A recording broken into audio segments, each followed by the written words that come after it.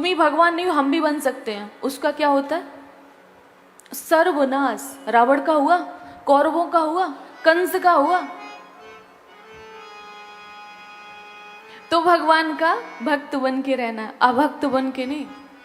और भगवान के सामने छोटा बन के रहना, दास बन के रहना, कि हम दास हैं उनके चरणों के। तो आज मैया ने क्या देखा? भगवान ने विस्तार रूप से अपना दर्शन कराया है। देखी माया सब विधि गाड़ी, देखी माया सब विधि गाड़ी, अति सभीत जो रे कर ठाड़ी, अति सभीत जो कर ठाड़ी। देखा जीव न चावई जाही, देखा जीव न चावहि जाहि, देखा जीव न चावई जाही, देखा जीव न चावहि जाहि।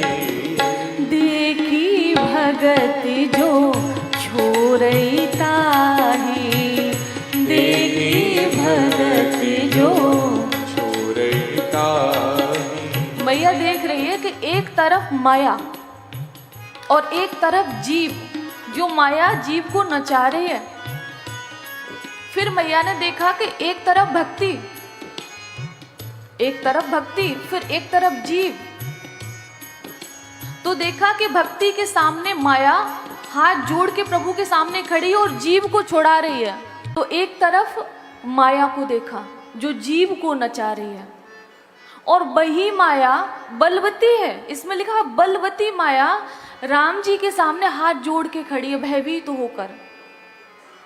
और वो माया जब जीव के ऊपर नाचती है तो व्यक्ति विपरीत जाता है, और जब वही जीव भगवान के चरणों में जाता है, जब उसके हृदय में भक्ति आ जाती है, तो माया दूर दूर भागती है। अर्थात जो भक्ति से शून्य है उनको माया सताती है। इसका अर्थ है जैसे ही मैया ने देखा तो दोनों हाथ जोड़ के उनके चरणों में प्रणाम किया है।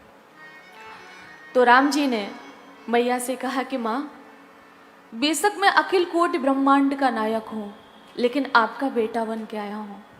एक उल्टी गंगा ना बहाओ, मुझे आपके पाँव छूने चाहिए, ना कि आपको मेरे। और मैया आपसे एक निवेदन है कि ये आप किसी से कहना नहीं कि जो मैंने आपको रूप दिखाया है, ये आप किसी से कहना नहीं। कितने लोग इस संसार में हैं जो कथाओं को तो सत्य मानते ही नहीं है, क्योंकि बुद्धि शुद्ध है नहीं, मन शुद्ध है नहीं, तो मन लगेगा नहीं, कथा में मन नहीं लगेगा। ये सच्चाई है। और हम तो कल भी कहा था, परसों भी कहा था, भले 10 मिनट बैठो, 20 मिनट बैठो, लेकिन मन एकाग्र करके बैठो। राम जी की तो बहुत कम लीलाएं हैं। एक ये लीला लिखी है, और एक जगह लिखा है कि मैया जब जाती है बुलाने के लिए तो प्यार से आ जाते हैं, और जब राजा दशरथ जाते हैं तो वो भाग जाते हैं। आज देखिए अखिल कोटि ब्रह्मांड का नायक अयोध्या के कड़ों में, रजों में लौट रहे हैं, पूरा शरीर धूल से दूषित है, और आज वो खेल रहे हैं अवध की धरती में। क्यों? प्रेम के कारण, भक्ति के कारण। लेकिन फिर भी भगवान क्यों? सबको दर्शन देने के लिए, और दर्शन इसलिए कि उनके मन में भक्ति थी, उन लोगों के मन में भक्ति थी, उनके प्रति प्रेम था। आज भटकना क्यों है? क्योंकि प्रेम नहीं है। बंदा जानता है कि हमको भी मरना है, सामने वाले को भी मरना है, लेकिन प्रेम उससे ही करना है, और मर भी गया। मैंने कहीं शेर पढ़ा, कोई मेरे सामने आंसू बहा रहा है, पूरा जीवन तो भजन किया नहीं, और अंत में भगवान से उम्र की दुआ मांग रहा है। तो क्यों? भगवान के लिए नहीं, संसार के लिए। कोई मेरे पास आंसू बहा रहा है, ये मरने वाले व्यक्ति का शेर है। कोई मेरे पास आंसू बहा रहा है, कोई मेरे पास बैठ के दीपक जला रहा है। हे प्रभु, थोड़ी सी जिंदगी और दे दे। कोई शमशान से उदास जा रहा है। मरने वाला व्यक्ति कह रहा है, ये अभी भी नहीं कह रहा कि थोड़ी जिंदगी और दे दे तेरा भजन करूंगा, वो अभी भी नहीं कह रहा है। संसारी लोगों के लिए ये उदास जा रहा है। तो आज राम जी पढ़ने गए और बहुत कम समय में विद्याओं को अर्जित किया। उसके बाद लिख रहे हैं बाबा तुलसी कि उनका नियम क्या था, और ये भी लोक शिक्षा के लिए है। भागवत में लिखा है मर्त्यावतारस तुह मर्त शिक्षणम रक्षो वदा ऐव न केवलम विभु। भगवान इसलिए अवतार नहीं लेते हैं कि वो रावण को मारेंगे। जो भगवान से द्रोह करता है, जो भगवान को दिखाता है हाँ मैं कुछ हूं, मैं कुछ हूं, तुम ही भगवान नहीं हो, हम भी बन सकते हैं, उसका क्या होता है? सर्वनाश। रावण का हुआ, कौरवों का हुआ, कंस का हुआ। तो भगवान का भक्त बन के रहना, अभक्त बन के नहीं। और भगवान के सामने छोटा बन के रहना, दास बन के रहना कि हम दास हैं उनके चरणों के। तो आज मैया ने क्या देखा? भगवान ने विस्तार रूप से अपना दर्शन कराया है। देखी माया सब विधि गाड़ी, देखी माया सब विधि गाड़ी, अति सहित जो रे कर ठाड़ी, अति सहित जो कर ठाड़ी। देखा जीव न चावई जाही, देखा जीव न चावहि जाहि, देखा जीव न चावई जाही, देखा जीव न चावहि जाहि। देखी भगत जो छोरई ताही, देखी भगत जो। छोरई ताहि। मैया देख रही है कि एक तरफ माया और एक तरफ जीव, जो माया जीव को नचा रही है। फिर मैया ने देखा कि एक तरफ भक्ति, एक तरफ भक्ति, फिर एक तरफ जीव। तो देखा कि भक्ति के सामने माया हाथ जोड़ के प्रभु के सामने खड़ी और जीव को छुड़ा रही है। तो एक तरफ माया को देखा जो जीव को नचा रही है, और वही माया बलवती है। इसमें लिखा है बलवती माया राम जी के सामने हाथ जोड़ के खड़ी है भयभीत होकर। और वो माया जब जीव के ऊपर नाचती है तो व्यक्ति विपरीत जाता है, और जब वही जीव भगवान के चरणों में जाता है, जब उसके हृदय में भक्ति आ जाती है तो माया दूर दूर भागती है। अर्थात जो भक्ति से शून्य है उनको माया सताती है। इसका अर्थ है जैसे ही मैया ने देखा तो दोनों हाथ जोड़ के उनके चरणों में प्रणाम किया है। तो राम जी ने मैया से कहा कि माँ, बेशक मैं अखिल कोटि ब्रह्मांड का नायक हूँ, लेकिन आपका बेटा बन के आया हूँ। एक उल्टी गंगा ना बहाओ, मुझे आपके पाँव छूने चाहिए, ना कि आपको मेरे। और मैया आपसे एक निवेदन है कि ये आप किसी से कहना नहीं कि जो मैंने आपको रूप दिखाया है ये आप किसी से कहना नहीं। कितने लोग इस संसार में हैं जो कथाओं को तो सत्य मानते ही नहीं है, क्योंकि बुद्धि शुद्ध है नहीं, मन शुद्ध है नहीं, तो मन लगेगा नहीं, कथा में मन नहीं लगेगा, ये सच्चाई है। और हम तो कल भी कहा था, परसों भी कहा था, भले 10 मिनट बैठो, 20 मिनट बैठो, लेकिन मन एकाग्र करके बैठो। राम जी की तो बहुत कम लीलाएं हैं। एक ये लीला लिखी है, और एक जगह लिखा है कि मैया जब जाती है बुलाने के लिए तो प्यार से आ जाते हैं, और जब राजा दशरथ जाते हैं तो वो भाग जाते हैं। आज देखिए अखिल कोटि ब्रह्मांड का नायक अयोध्या के कड़ों में, रजों में लौट रहे हैं, पूरा शरीर धूल से धूसरित है, और आज वो खेल रहे हैं अवध की धरती में। क्यों? प्रेम के कारण, भक्ति के कारण। लेकिन फिर भी भगवान क्यों? सबको दर्शन देने के लिए, और दर्शन इसलिए कि उनके मन में भक्ति थी, उन लोगों के मन में भक्ति थी, उनके प्रति प्रेम था। आज भटकना क्यों है? क्योंकि प्रेम नहीं है। बंदा जानता है कि हमको भी मरना है, सामने वाले को भी मरना है, लेकिन प्रेम उससे ही करना है और मर भी गया। मैंने कहीं शेर पढ़ा,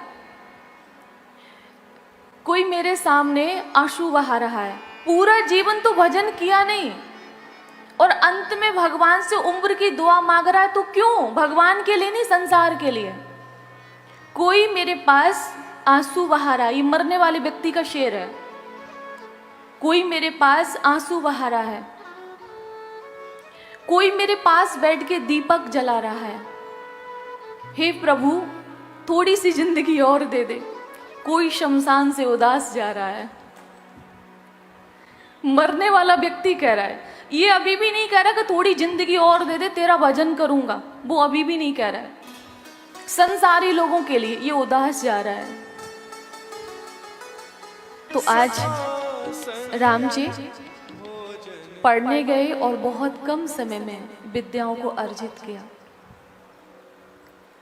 उसके बाद लिख रहे हैं बाबा तुलसी कि उनका नियम क्या था, और ये भी लोक शिक्षा के लिए है।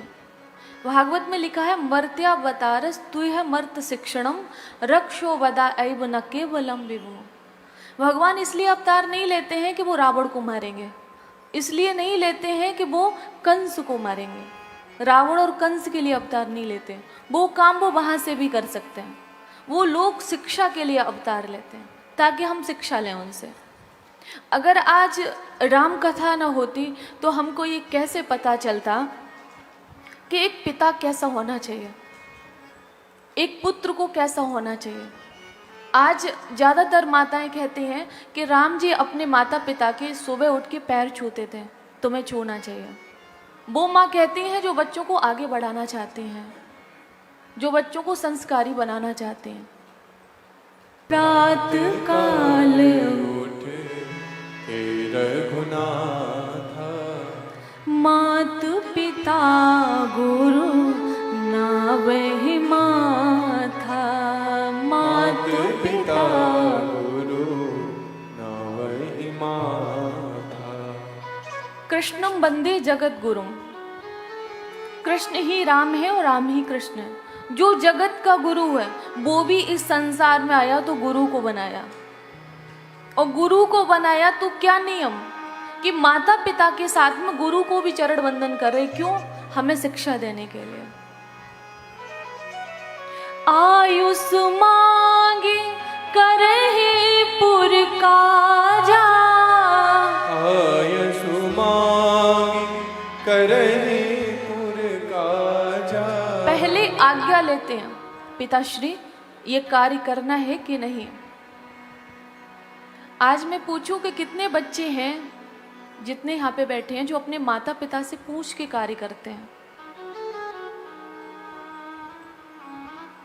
2 लोग, बाकी लोग आसमान से टपके उनके माता पिता नहीं है। अगर है तो हाथ नहीं उठाया, इसका अर्थ है वो बात नहीं मानते। आयुष मांगे करें पुर काजा। राम जी शिक्षा दे रहे हैं कि राम जी जो भी कार्य करते थे पहले अपनी माँ से, अपने पिता से पूछते थे ये करना है कि नहीं, उसके बाद कार्य करते थे। आज हमारा मनमाना जीवन है, माता पिता को तो पता ही नहीं चलता है, और कहाँ कहाँ कौन से विस्फोट होते हैं ये तो तब पता चलता है जब पुलिस द्वार पे आ जाती है। पता ही नहीं चलता है। पतन का कारण क्या है? यही तो है। बड़ों का कुछ अनुभव होता है कि नहीं होता है? एक मैंने कहानी सुनी, वो आपको सुनाती हूँ, छोटी सी शिक्षा प्रदायनी है। कि एक बेटे का विवाह तय हुआ तो लड़की वाले ने ये शर्त रखी कि मेरी मतलब बेटी का प्रभु जी ने सुनी हुई है, वो इसलिए हंस रहे तो हमें भी आ गई। ये शर्त रखी कि बारात में कोई भी बूढ़ा नहीं आएगा, ये शर्त रखी। अब बड़े बुजुर्ग बड़े अनुभवी होते हैं, हम सब जानते हैं। तो जो लड़के का बाबा था उसने कहा भाई हमारे पोते की शादी और हम ही ना जाएं, ऐसा कैसे हो सकता है? बोले कि अगर आप जाओगे तो विवाह नहीं होगा। अब उन महाशय को इतनी जल्दी थी कि तुम मत जाओ, विवाह होना चाहिए। उन्होंने कहा देखो हमको ले चलो, बेशक छुपा के ले चलो। बोली अगर वहां पे जरूरत पड़ी तो तुम लोग सक्षम नहीं हो कोई डिसीजन लेने में, वो हम ही बताएंगे। बुजुर्गों का अनुभव होता है भैया। उनको छुपा के एक संदूक में बंद करके ले गए। अब जैसे ही बारात चढ़ी गाजे बाजे के साथ, तो लड़की वालों ने फिर एक शर्त रखी। कौन सी शर्त थी? बोले ऐसे हम विवाह नहीं करेंगे। बोले कैसे करोगे? बोले जो हमारे गांव में ये नदी है ना, इसे दूध से भर दो। अगर आप दूध से भर सकते हो तो हम अपनी लड़की का विवाह करेंगे। अब वो सब चक्कर में पड़ गए। जो लड़के का बाबा थे उनकी सहायता ली जाके, धीरे से संदूक खोला होगा, फिर कान में घुसपुस हुई होगी, तो उन्होंने कहा कि काम करिए, हमने तुमसे कहा था, अब फंस गए। बोले हाँ बात तो ठीक है। बोले एक काम करो, उनसे बोलो कि हम ये नदी दूध से भर देंगे, हम ये नदी दूध से भर देंगे, तुम पानी खाली तो करो। कि ना वो खाली कर पाएंगे और ना भी दूध की आवश्यकता होगी। तो ये होता है बड़े बुजुर्गों का अनुभव। तो इसीलिए चाहिए आप लोगों को कि बड़े बुजुर्गों को थोड़ा सा अपने आसपास रखिए, उनके सानिध्य में रहिए, उनके पास बैठिए, उनके अनुभव को लीजिए, उनका सम्मान करिए, उनसे पूछ के कार्य करिए।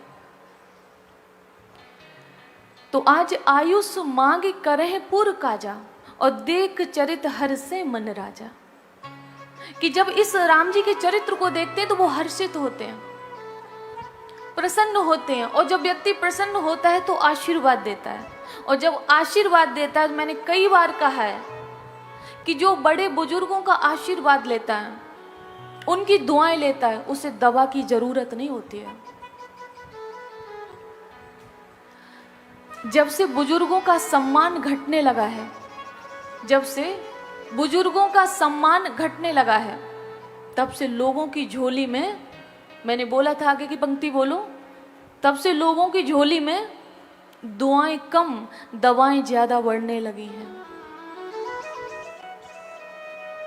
यही कारण है बुजुर्गों का सम्मान नहीं, उनकी बात माननी नहीं, मन माना जीवन। हम कहते हैं हमें कोई दूसरा बर्बाद नहीं करता, हमें कोई दूसरा दुख नहीं देता। हम बर्बादी का पथ स्वयं चुनते हैं और स्वयं उस पे चलते हैं, कोई दूसरा नहीं है इसमें। बोलिए बांके बिहारी लाल की जय हो। तो आज राजा बहुत प्रसन्न होते हैं और उसी समय विश्वामित्र जी राम जी को लेने के लिए अवध में आए हैं। भावुक प्रसंग है, थोड़ा धैर्य से सुनिएगा इसको। जब लेने के लिए आए तो इसमें यह बताया गया है कि मेहमानों का सम्मान कैसे करना चाहिए। आज जब हमारे घर पे मेहमान आते हैं तो पहले तो हमारा मुंह बैलून बनता है, मतलब इतना पतला सा मुंह होगा ऐसा हो जाएगा, फूल के गोलगप्पा। क्यों हो जाता है? क्योंकि हमें सम्मान की आदत नहीं है। और आज राजा दशरथ बता रहे हैं कि सम्मान कैसे किया जाता है। जब उन्होंने सुना कि विश्वामित्र जी आ रहे हैं तो बीच रास्ते पे उनका सम्मान करने के लिए पहुंचे, और ब्राह्मण के समाज को लेकर, अकेले नहीं गए हैं। मुनि आगमन सुना जब राजा, मुनि आगमन सुना जब राजा, मिलन गयो ले विप्र समाजा, मिलन गयो ले विप्र समाजा। करि दंडवत मुनि सन्मानी, करि दंडवत मुनि सन्मानी। मिलने गए और उनको लेकर आए, दंडवत प्रणाम किया है और उनको देखिए निज आसन, अपने निजी आसन पर बिठाया है। ये कथा को इतना ज्यादा समझाने की आवश्यकता नहीं है।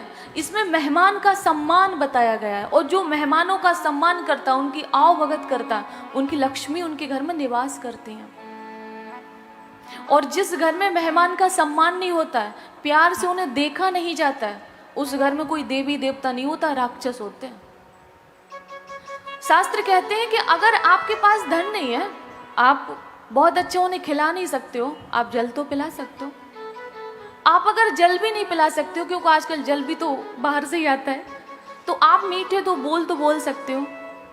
उन्हें आप प्यार भरी नजरों से देख तो सकते हो, इतना तो कर ही सकते हो।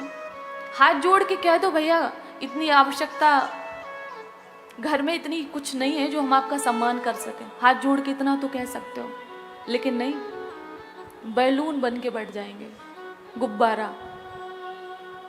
तो आज राजा ने अपने आसन पे बिठाया, चरण पखारे कीने अति पूजा, चरण पखार कीने अति पूजा। आज राजा दशरथ सम्मान करना सिखा रहे, चरण पखार कीन अति पूजा, थोड़ी बहुत नहीं की है, बहुत पूजा की है। और आगे क्या कहते हैं, मौसम आजो धन्य नहीं दूजा, मौसम आजो धन्य नहीं दूजा। कह रहे कि आज मैं धन्य हो गया, और जितना धन्य हुआ इतना आज तो कोई हुआ नहीं होगा, आज मैं धन्य हो गया। और उसके बाद मुनि चरणन मेले सुतचारी, मुनि चरणनी मेले सुतचारी, राम देखे मुनि देह बिसारी, राम देख मुनि देह बिसारी। जैसे ही आज राम जी को देखा, उस मनोहर रूप को देखा है, तो देखते ही रह गए। वो स्वरूप कैसा होगा वो तो विश्वामित्र जी जाने, देखते रह गए आज। और जब देखते रहे तो राजा दशरथ ने कहा कि मेरा भाग्य है जो आपका दर्शन हुआ, आप आए हो। अब आज्ञा करें कि मैं आपकी सेवा किस प्रकार कर सकता हूँ। देखिए, ऐसे मेहमानों का स्वागत करते हैं। पहले समाज को लेकर गए हैं, उनको घर पे लेके आए, निज आसन पे बिठाया, चरणों को पखारा है, और उसके बाद में कहा कि मैं आपकी किस प्रकार सेवा कर सकता हूँ।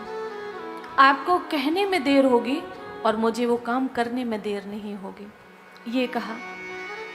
उसी समय उन्होंने एक बात बोली, अनुज समेत देहु रघुनाथा, अनुज समेत, अनुज समेत। लखन भैया के साथ में हमको राम जी चाहिए। जो इतनी बात सुनी, राजा दशरथ के लिखा है कि अधर सूख गई, पूरे चेहरे की रंगत ही उतर गई। जैसे ही कहा कि राम को दे दो, क्योंकि राम जी से अति से प्यार था। सुनि राजा अति अप्रिय वाणी, हृदय कंपो मुख दुति कुमलानी, हृदय कंप मुख दुति कोमला। अब राजा कांपने लगे। कहते हैं ना कि दो स्थान पर व्यक्ति को अपने माइंड का जो बैलेंस है उसको बना के रखना चाहिए। पहला क्रोध में, और दूसरा बहुत खुश होने पे। कोई कुछ भी मांग सकता है। आप कह दो कि अगर तुम कहो तो अपनी जान भी दे दें, और सामने वाला कह दे दो, फिर क्या करोगे? राजा ने यही तो बोला, आपको कहने में देर होगी, मुझे देने में नहीं। आप बोलिए। बहुत खुश थे, महाराज पधारे, अहो भाग्य हमारे। सुनि राजा अति अप्रिय वाणी, उनकी अधर सूख गई, चेहरे की रंगत बदल गई, हृदय कांपने लगा। राम को कैसे दूं? कहते ना कि संतान, पुत्र और पुत्री की बात नहीं है, संतान हृदय का एक टुकड़ा होती है, हृदय का एक टुकड़ा। और अगर वो टुकड़ा अलग कर दिया जाए, आप बताइए इंसान जी सकता है? नहीं। तो इसीलिए आज राजा दशरथ कांपने लगे।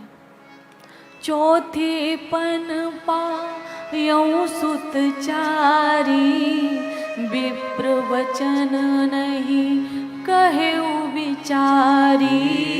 विप्र वचन नहीं कहे विचारी। महाराज, आपको पता है कि चतुर्थ अवस्था में हमने इन पुत्रों को पाया है।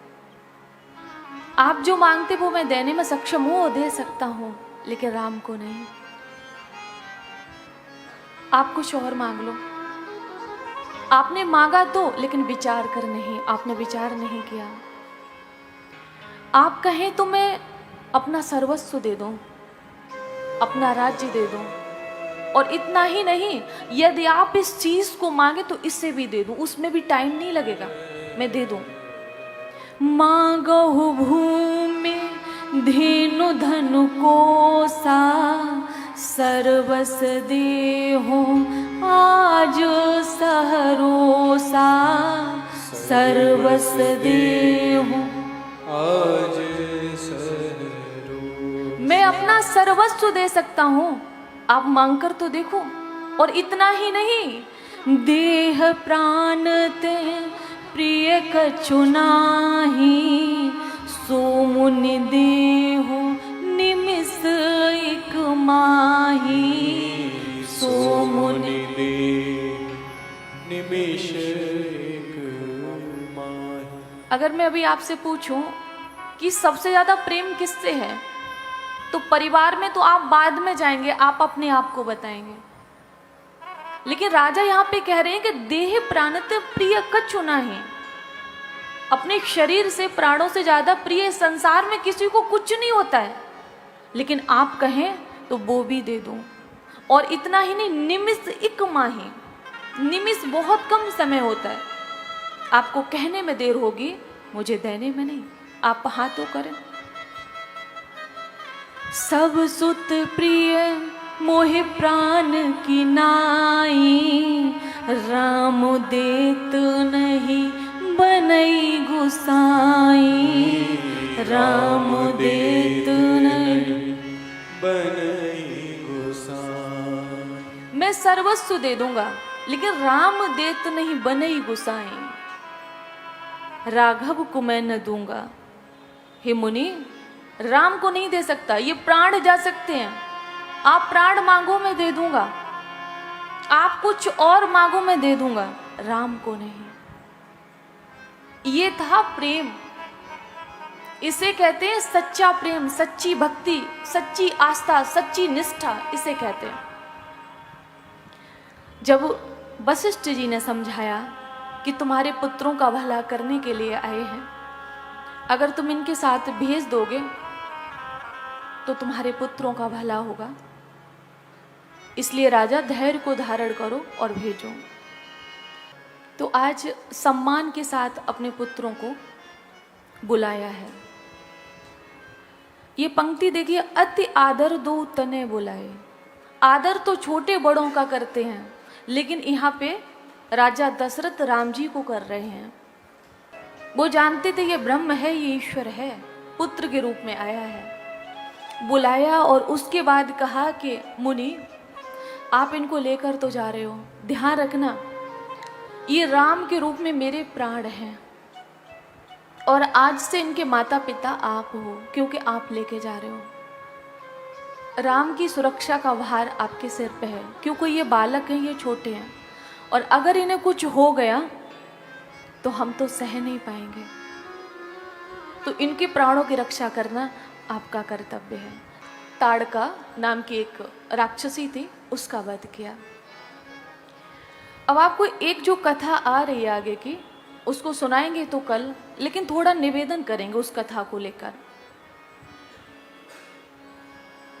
एक आश्रम भगवान ने देखा है, राम जी ने, और इस कथा को विस्तार से हम कल श्रवण करेंगे। तो आश्रम को देखते ही गुरु जी से कहा, विश्वामित्र जी से कहा कि गुरुदेव, मैंने अपने जीवन काल में ऐसा आश्रम नहीं देखा कि ना वहां कोई पशु है ना पक्षी है। न कोई मानव है और न कोई और है। यहाँ तक जो वृक्ष है वो भी पतझड़ हो चुके हैं। ऐसा आश्रम आज तक नहीं देखा, बस एक पत्थर की शिला है, स्त्री के आकार की। ये कौन है?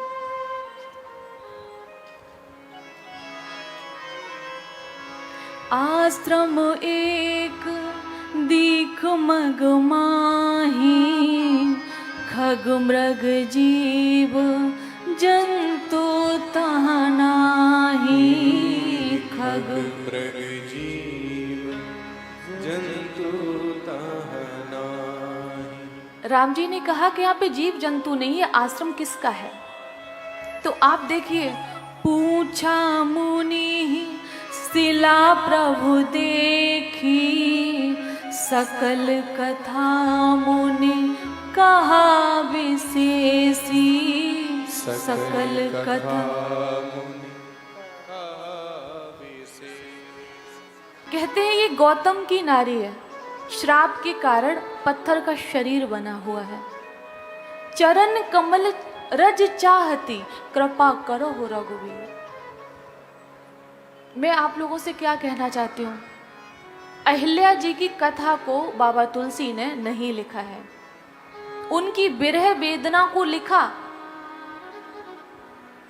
अहिल्या जी जब प्रकट हुई अपने वास्तविक रूप में तो उन्होंने क्या क्या रो के कहा भगवान से, वो लिखा। उनको श्राप क्यों लगा ये नहीं लिखा, लेकिन श्राप दिया किसने दिया? गौतम ऋषि ने दिया, जो उनके पति थे, ये लिखा। लेकिन क्यों दिया ये रीजन नहीं दिया। जानते हो बाबा तुलसी क्या कहना चाहते हैं? और मैंने महापुरुषों के मुख से सुना भी है, अगर देखना है तो दूसरों के गुणों को देखिए, दोषों को नहीं। बाबा तुलसी शिक्षा दे रहे हैं। अगर वो चाहते तो बहुत कुछ लिख सकते थे, लेकिन नहीं। आज हम दोष देखते हैं, गुण नहीं। राजा परीक्षित के विषय में आया है, जब माता भक्ति ने कहा नारद जी से कि कलयुग में जब सभी वस्तुओं का सार चला गया तो राजा परीक्षित ने कलयुग को स्थान क्यों दिया? उनको स्थान देना ही नहीं चाहिए था। तो उसमें आया सारंग इव सारभुक, कि जो महापुरुष होते हैं, जो ज्ञानी होते हैं, जिनका सद्भाव होता है, जो सत्कर्म करते हैं, वो लोगों के अवगुणों में भी गुणों को ढूंढ लेते हैं। भले वो दोषों की खान हो, लेकिन उसमें से भी कोई न कोई गुण ढूंढ लेते हैं।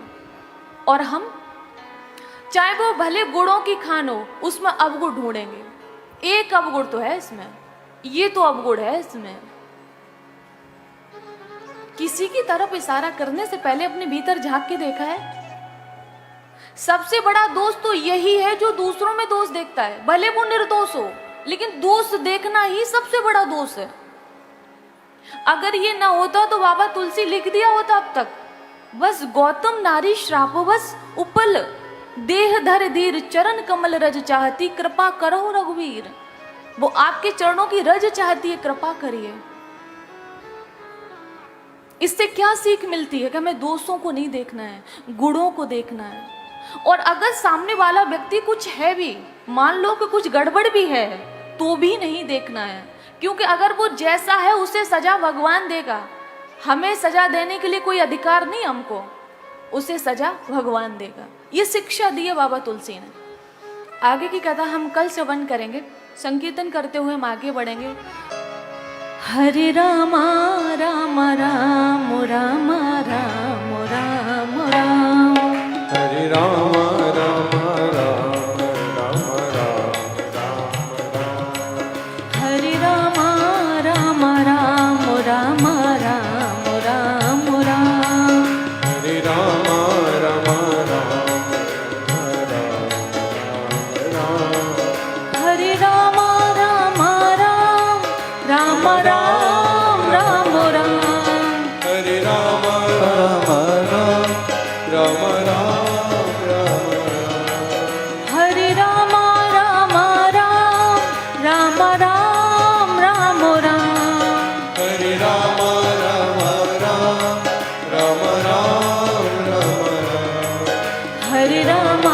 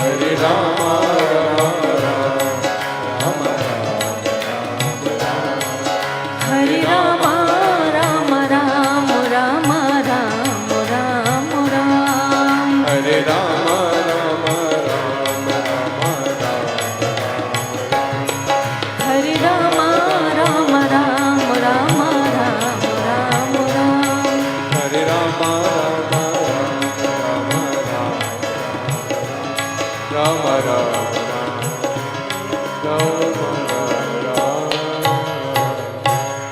भोले बाके बिहारी लाल की।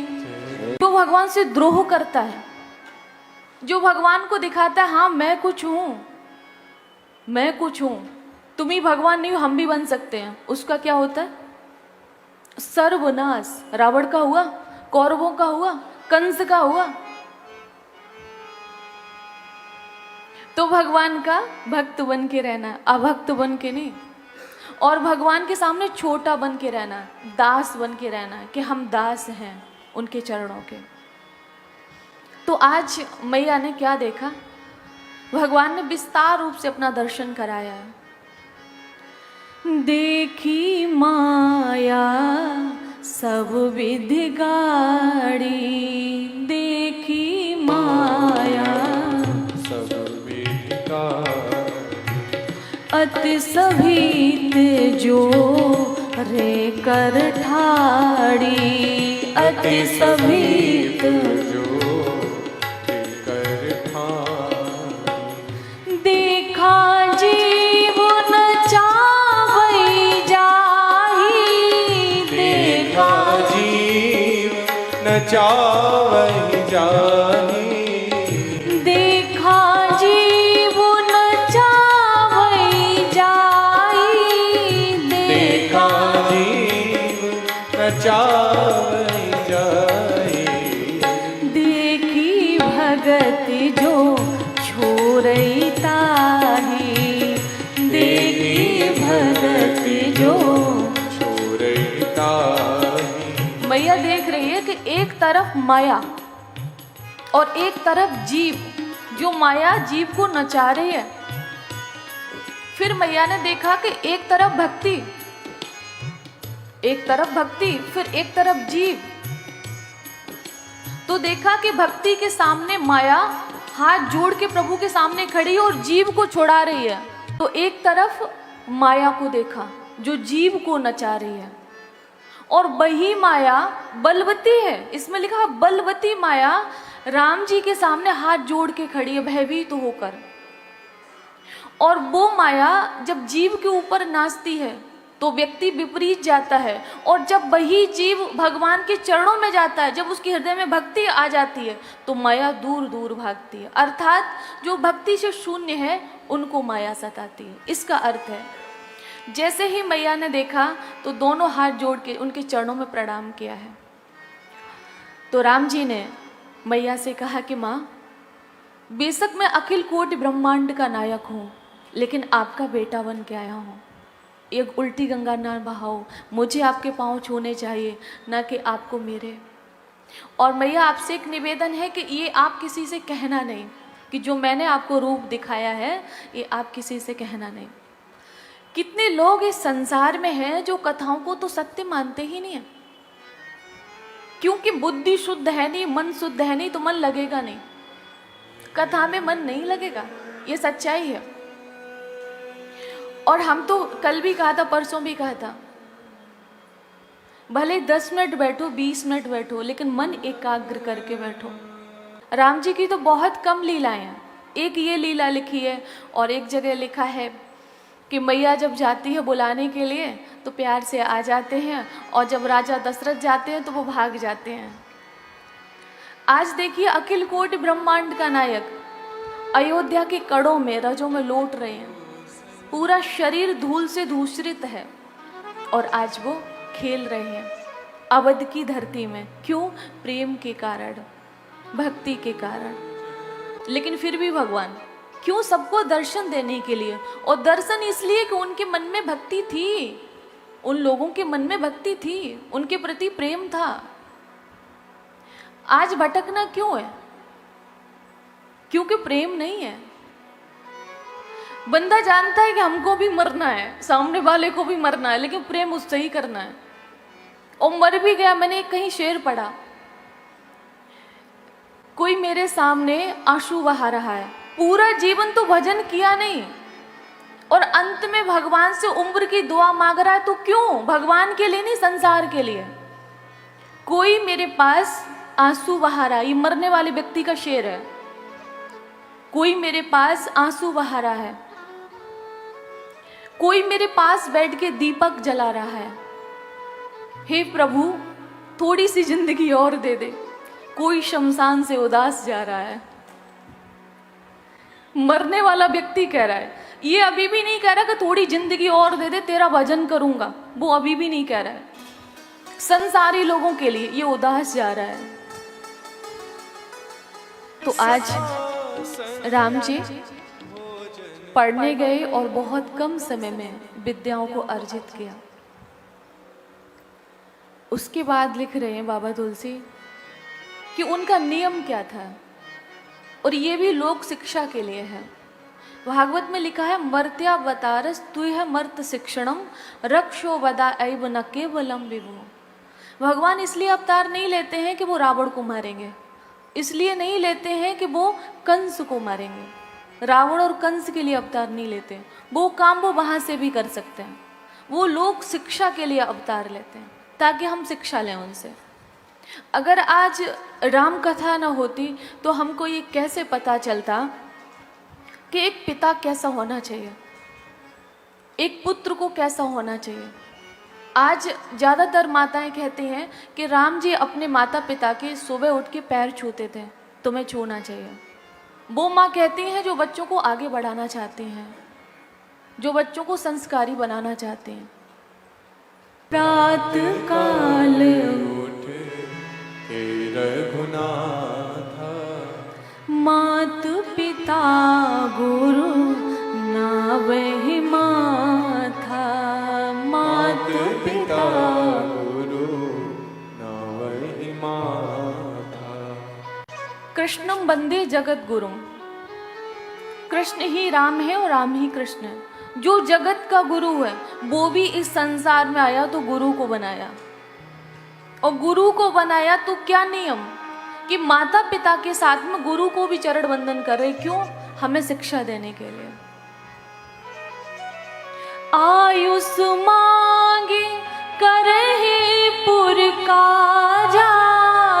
आयुष मांगे करहि पुर काजा। पहले आज्ञा लेते हैं, पिताश्री ये कार्य करना है कि नहीं।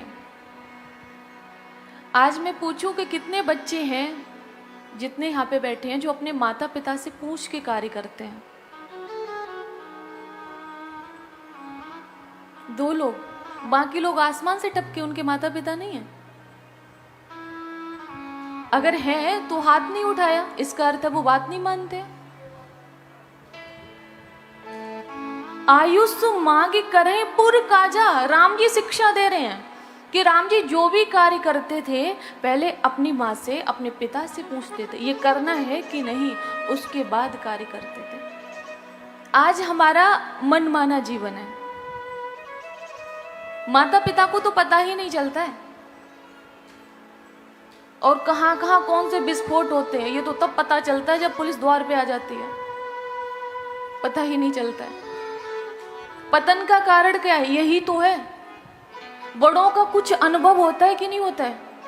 एक मैंने कहानी सुनी, वो आपको सुनाती हूँ, छोटी सी शिक्षा प्रदानिया।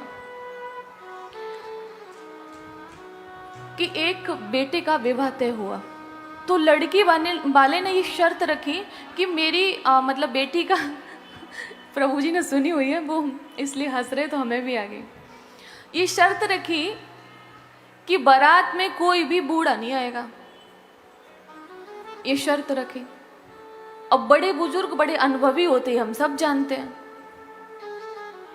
तो जो लड़के का बाबा था उसने कहा भाई हमारे पोते की शादी और हम ही ना जाएं, ऐसा कैसे हो सकता है? बोले कि अगर आप जाओगे तो विवाह नहीं होगा। अब उन महाशय को इतनी जल्दी थी कि तुम मत जाओ, विवाह होना चाहिए। उन्होंने कहा देखो हमको ले चलो, बेशक छुपा के ले चलो। बोली अगर वहां पे जरूरत पड़ी तो तुम लोग सक्षम नहीं हो कोई डिसीजन लेने में, वो हम ही बताएंगे। बुजुर्गों का अनुभव होता है भैया। उनको छुपा के एक संदूक में बंद करके ले गए। अब जैसे ही बारात चढ़ी गाजे बाजे के साथ, तो लड़की वालों ने फिर एक शर्त रखी। कौन सी शर्त थी? बोले ऐसे हम विवाह नहीं करेंगे। बोले कैसे करोगे? बोले जो हमारे गांव में ये नदी है ना, इसे दूध से भर दो। अगर आप दूध से भर सकते हो तो हम अपनी लड़की का विवाह करेंगे। अब वो सब चक्कर में पड़ गए। जो लड़के का बाबा थे उनकी सहायता ली जाके, धीरे से संदूक खोला होगा, फिर कान में घुसपुस हुई होगी, तो उन्होंने कहा कि काम करिए, हमने तुमसे कहा था, अब फंस गए। बोले हाँ बात तो ठीक है। बोले एक काम करो, उनसे बोलो कि हम ये नदी दूध से भर देंगे, हम ये नदी दूध से भर देंगे, तुम पानी खाली तो करो। कि ना वो खाली कर पाएंगे और ना भी दूध की आवश्यकता होगी। तो ये होता है बड़े बुजुर्गों का अनुभव। तो इसीलिए चाहिए आप लोगों को कि बड़े बुजुर्गों को थोड़ा सा अपने आसपास रखिए, उनके सानिध्य में रहिए, उनके पास बैठिए, उनके अनुभव को लीजिए, उनका सम्मान करिए, उनसे पूछ के कार्य करिए। तो आज आयुष मांग करह पुर काजा, और देख चरित हर से मन राजा।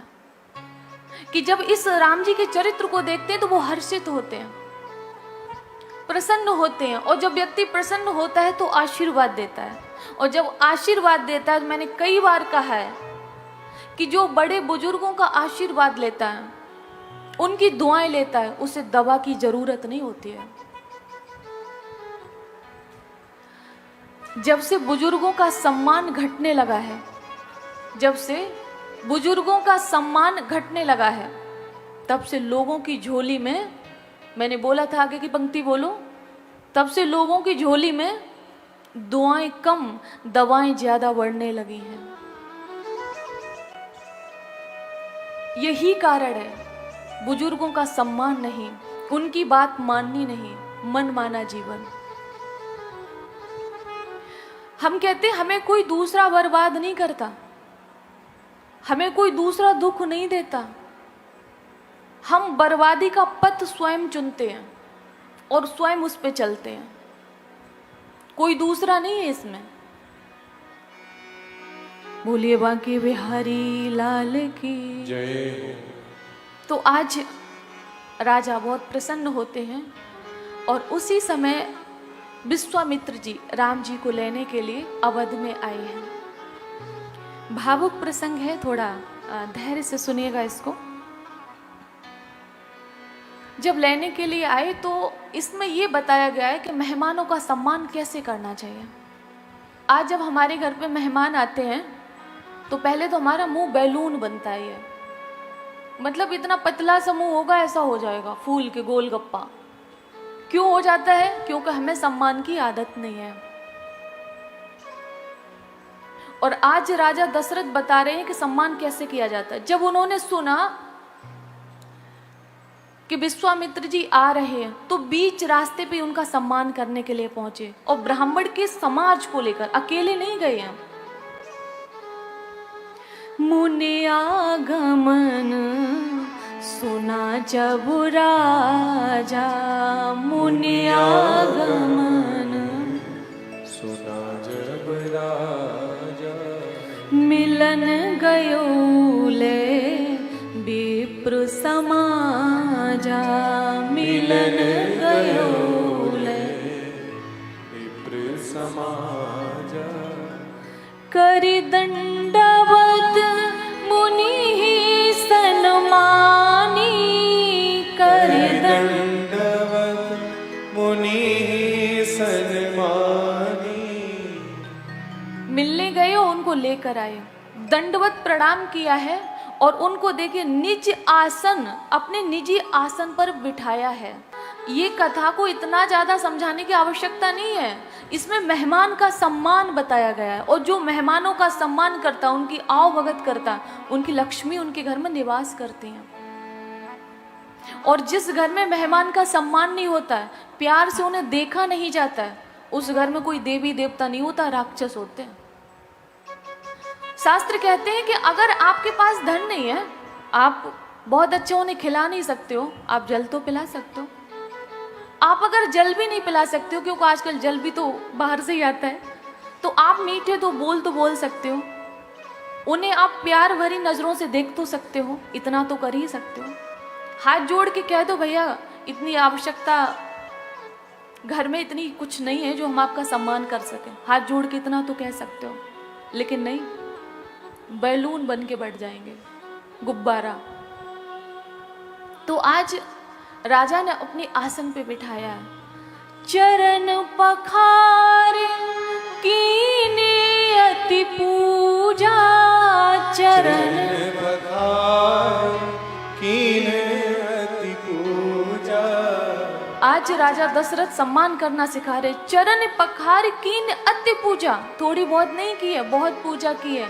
और आगे क्या कहते हैं, मौसम आजो धन्य नहीं दूजा, मौसम आजो धन्य नहीं दूजा। कह रहे कि आज मैं धन्य हो गया, और जितना धन्य हुआ इतना आज तो कोई हुआ नहीं होगा, आज मैं धन्य हो गया। और उसके बाद मुनि चरणन मेले सुतचारी, मुनि चरणनी मेले सुतचारी, राम देखे मुनि देह बिसारी, राम देख मुनि देह बिसारी। जैसे ही आज राम जी को देखा, उस मनोहर रूप को देखा है, तो देखते ही रह गए। वो स्वरूप कैसा होगा वो तो विश्वामित्र जी जाने, देखते रह गए आज।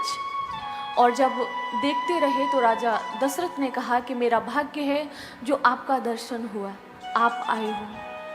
अब आज्ञा करें कि मैं आपकी सेवा किस प्रकार कर सकता हूँ। देखिए, ऐसे मेहमानों का स्वागत करते हैं। पहले समाज को लेकर गए हैं, उनको घर पे लेके आए, निज आसन पे बिठाया, चरणों को पखारा है, और उसके बाद में कहा कि मैं आपकी किस प्रकार सेवा कर सकता हूँ। आपको कहने में देर होगी और मुझे वो काम करने में देर नहीं होगी, ये कहा। उसी समय उन्होंने एक बात बोली, अनुज समेत देहु रघुनाथा, अनुज समेत, अनुज समेत। लखन भैया के साथ में हमको राम जी चाहिए। जो इतनी बात सुनी, राजा दशरथ के लिखा है कि अधर सूख गई, पूरे चेहरे की रंगत ही उतर गई, जैसे ही कहा कि राम को दे दो, क्योंकि राम जी से अति से प्यार था। सुनि राजा अति अप्रिय वाणी, हृदय कंपो मुख दुति कुमलानी, हृदय कंप मुख दुति कुमलानी। अब राजा कांपने लगे। कहते हैं ना कि दो स्थान पर व्यक्ति को अपने माइंड का जो बैलेंस है उसको बना के रखना चाहिए। पहला क्रोध में, और दूसरा बहुत खुश होने पे। कोई कुछ भी मांग सकता है। आप कह दो कि अगर तुम कहो तो अपनी जान भी दे दें, और सामने वाला कह दे दो, फिर क्या करोगे? राजा ने यही तो बोला, आपको कहने में देर होगी, मुझे देने में नहीं। आप बोलिए। बहुत खुश थे, महाराज पधारे, अहो भाग्य हमारे। सुनि राजा अति अप्रिय वाणी, उनकी अधर सूख गई, चेहरे की रंगत बदल गई, हृदय कांपने लगा। राम को कैसे दूं? कहते ना कि संतान, पुत्र और पुत्री की बात नहीं है, संतान हृदय का एक टुकड़ा होती है, हृदय का एक टुकड़ा। और अगर वो टुकड़ा अलग कर दिया जाए, आप बताइए इंसान जी सकता है? नहीं। तो इसीलिए आज राजा दशरथ कांपने लगे। चौथे पन पायौ सुत चारी, विप्र वचन नहीं कहे विचारी, विप्र वचन नहीं कहे विचारी। महाराज, आपको पता है कि चतुर्थ अवस्था में हमने इन पुत्रों को पाया है। आप जो मांगते वो मैं देने में सक्षम हूं और दे सकता हूं, लेकिन राम को नहीं। आप कुछ और मांग लो। आपने मांगा तो, लेकिन विचार कर नहीं, आपने विचार नहीं किया। आप कहें तो मैं अपना सर्वस्व दे दूं, अपना राज्य दे दूं, और इतना ही नहीं, यदि आप इस चीज को मांगे तो इससे भी दे दूं, उसमें भी टाइम नहीं लगेगा, मैं दे दूं। मांगहु भूमि धेनु धनु कोसा, सर्वस देहु आज सहरोसा, सर्वस देहु आज सहरो। मैं अपना सर्वस्व दे सकता हूँ, आप मांगकर तो देखो। और इतना ही नहीं, देह प्राण ते प्रिय कछु नाही, सो मुनि देहु निमिष एक माही, सो मुनि निमिष एक माही। अगर मैं अभी आपसे पूछूं कि सबसे ज्यादा प्रेम किससे है, तो परिवार में तो आप बाद में जाएंगे, आप अपने आप को बताएंगे। लेकिन राजा यहाँ पे कह रहे हैं कि देह प्राणते प्रिय कछु नाही, अपने शरीर से, प्राणों से ज्यादा प्रिय संसार में किसी को कुछ नहीं होता है। लेकिन आप कहें तो वो भी दे दूं। और इतना ही नहीं, निमिष एक माही, निमिष बहुत कम समय होता है। आपको कहने में देर होगी, मुझे देने में नहीं। आप हाथों करें। सब सुत प्रिय मोहि प्राण की नाई, राम देत नहीं बनई गुसाई, राम देत नहीं बनई गुसाई। मैं सर्वस्व दे दूंगा, लेकिन राम देत नहीं बनई गुसाई, राघव को मैं न दूंगा। हे मुनि, राम को नहीं दे सकता, ये प्राण जा सकते हैं। आप प्राण मांगो मैं दे दूंगा, आप कुछ और मांगो मैं दे दूंगा, राम को नहीं। ये था प्रेम। इसे कहते हैं सच्चा प्रेम, सच्ची भक्ति, सच्ची आस्था, सच्ची निष्ठा, इसे कहते हैं। जब वशिष्ठ जी ने समझाया कि तुम्हारे पुत्रों का भला करने के लिए आए हैं, अगर तुम इनके साथ भेज दोगे तो तुम्हारे पुत्रों का भला होगा, इसलिए राजा धैर्य को धारण करो और भेजो। तो आज सम्मान के साथ अपने पुत्रों को बुलाया है। ये पंक्ति देखिए, अति आदर दो तने बुलाए। आदर तो छोटे बड़ों का करते हैं, लेकिन यहाँ पे राजा दशरथ राम जी को कर रहे हैं। वो जानते थे ये ब्रह्म है, ये ईश्वर है, पुत्र के रूप में आया है।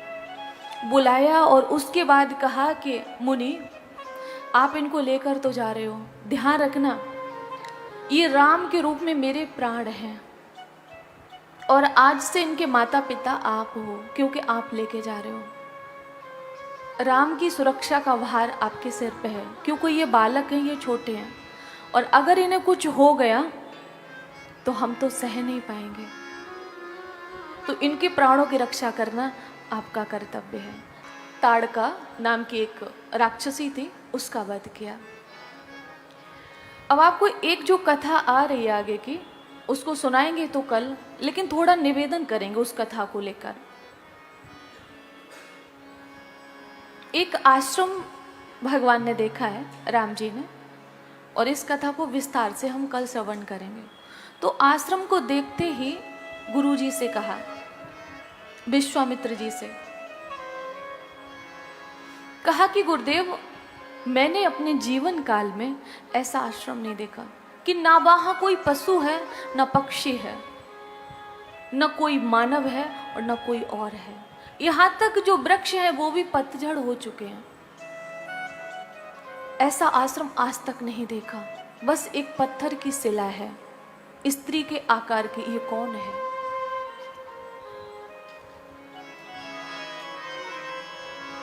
आश्रम एक दीख मग माही, खग मृग जीव जंतु तहाँ नाही, खग मृग जीव जंतु तहाँ राम जी ने कहा कि यहाँ पे जीव जंतु नहीं है, आश्रम किसका है? तो आप देखिए, पूछा मुनि शिला प्रभु देखी, सकल कथा मुनि कहा विशेषी, सकल कथा। कहते हैं ये गौतम की नारी है, श्राप के कारण पत्थर का शरीर बना हुआ है। चरण कमल रज चाहती, कृपा करो हो रघुवीर। मैं आप लोगों से क्या कहना चाहती हूँ, अहिल्या जी की कथा को बाबा तुलसी ने नहीं लिखा है, उनकी विरह वेदना को लिखा। अहिल्या जी जब प्रकट हुई अपने वास्तविक रूप में तो उन्होंने क्या क्या रो के कहा भगवान से, वो लिखा। उनको श्राप क्यों लगा ये नहीं लिखा, लेकिन श्राप दिया किसने दिया? गौतम ऋषि ने दिया, जो उनके पति थे, ये लिखा। लेकिन क्यों दिया, ये रीजन नहीं दिया। जानते हो बाबा तुलसी क्या कहना चाहते हैं? और मैंने महापुरुषों के मुख से सुना भी है, अगर देखना है तो दूसरों के गुणों को देखिए, दोषों को नहीं। बाबा तुलसी शिक्षा दे रहे हैं। अगर वो चाहते तो बहुत कुछ लिख सकते थे, लेकिन नहीं। आज हम दोष देखते हैं, गुण नहीं। राजा परीक्षित के विषय में आया है, जब माता भक्ति ने कहा नारद जी से कि कलयुग में जब सभी वस्तुओं का सार चला गया तो राजा परीक्षित ने कलयुग को स्थान क्यों दिया? उनको स्थान देना ही नहीं चाहिए था। तो उसमें आया सारंग इव सारभुक, कि जो महापुरुष होते हैं, जो ज्ञानी होते हैं, जिनका सद्भाव होता है, जो सत्कर्म करते हैं, वो लोगों के अवगुणों में भी गुणों को ढूंढ लेते हैं। भले वो दोषों की खान हो, लेकिन उसमें से भी कोई न कोई गुण ढूंढ लेते हैं। और हम चाहे वो भले गुणों की खान हो, उसमें अवगुण ढूंढेंगे। एक अवगुण तो है इसमें, ये तो अवगुण है इसमें। किसी की तरफ इशारा करने से पहले अपने भीतर झांक के देखा है? सबसे बड़ा दोष तो यही है जो दूसरों में दोष देखता है, भले वो निर्दोष हो, लेकिन दोष देखना ही सबसे बड़ा दोष है। अगर ये ना होता तो बाबा तुलसी लिख दिया होता अब तक, बस गौतम नारी श्राप बस उपल, देह धर धीर चरण कमल रज चाहती, कृपा करो रघुवीर। वो आपके चरणों की रज चाहती है, कृपा करिए। इससे क्या सीख मिलती है कि हमें दोषों को नहीं देखना है, गुणों को देखना है। और अगर सामने वाला व्यक्ति कुछ है भी, मान लो कि कुछ गड़बड़ भी है, तो भी नहीं देखना है, क्योंकि अगर वो जैसा है उसे सजा भगवान देगा। हमें सजा देने के लिए कोई अधिकार नहीं, हमको उसे सजा भगवान देगा। ये शिक्षा दी है बाबा तुलसी ने। आगे की कथा हम कल श्रवण करेंगे। संकीर्तन करते हुए हम आगे बढ़ेंगे।